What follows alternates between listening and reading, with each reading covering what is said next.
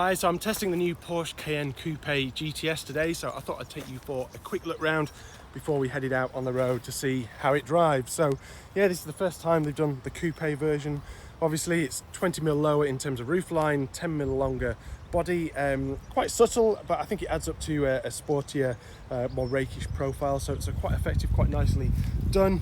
Now the GTS, last time you might remember it was a V6, so let's just open this up and start the engine, see if you can guess what's under the bonnet this time. There we go.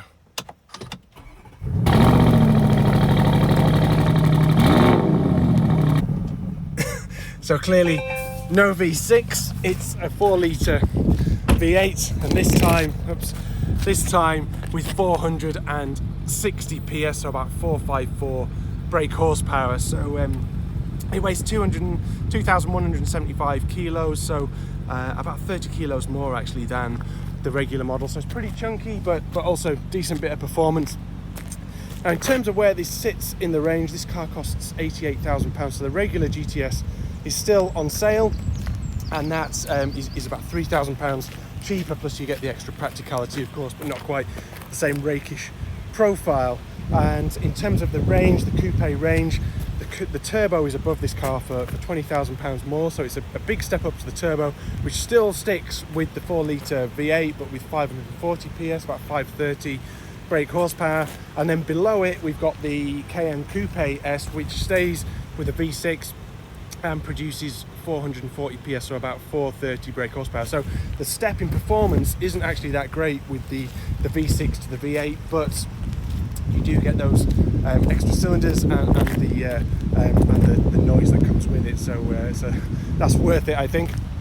If we look inside, you get a few GTS specific details, most notably these lovely seats here, 8-way adjustable as standard, and we've got the GTS insignia on here, and yeah, the Alcantara centres. Now that's set for me, I'm 6'1" tall, so if we jump in the back here and have a look. Now obviously the price you pay with these coupe kind of profiles is less head and leg room, but yeah, that seat's set for me. I've got plenty of knee room still, and I've still got plenty of, well, just enough headroom really. So I've got an inch of headroom, which is fine. I'd spend a journey quite happily back here, especially with this panoramic sunroof we've got here.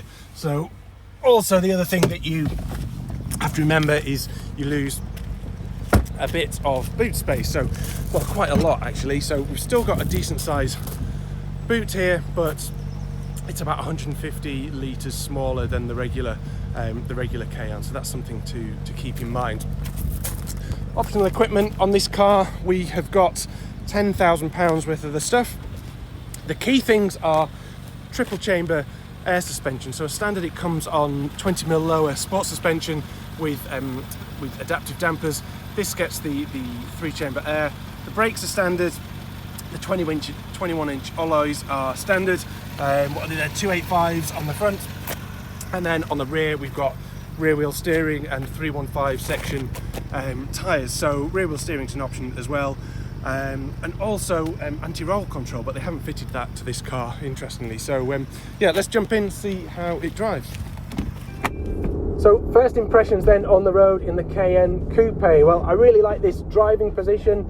The seats hold me really nicely, they're comfortable. I love the Alcantara centres for their grip and the bolsters here. So it's a really nice combination of grip and comfort. The suspension is quite firm, even though it's on air suspension, so it's not crashy, but it's definitely got a firm edge. There's no anti-roll control, as we mentioned, so there is a bit of head toss. Again, it's not terrible, but I think it'd be a really worthwhile investment to just smooth all that out and get it. If you're driving on B roads like this, or even A roads, I think that would help. The powertrain is really good. We heard how characterful it was by idle, and that continues when you're out on the road. So the throttle response is really prompt. You know, there's no lag really at all. You don't even think about that. The mid-range is really strong, but let's just wind it out now.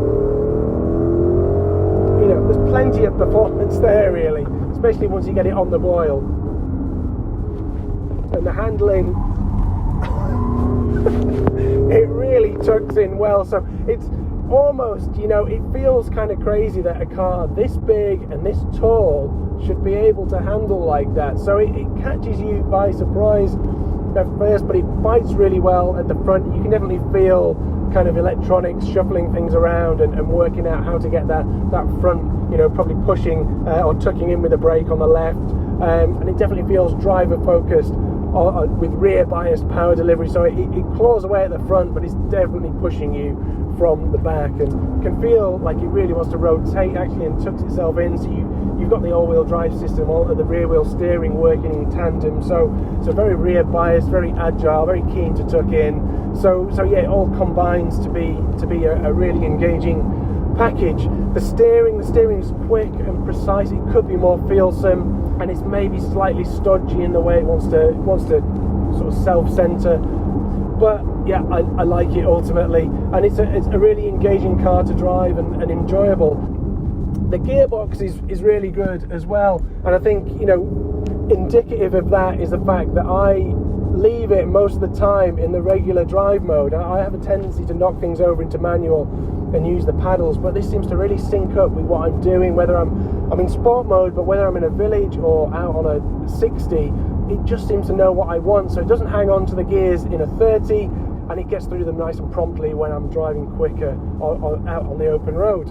So really impressive. But yeah, the chassis and the powertrain really kind of define this car and make it fun to drive, and much more than you'd expect of an SUV.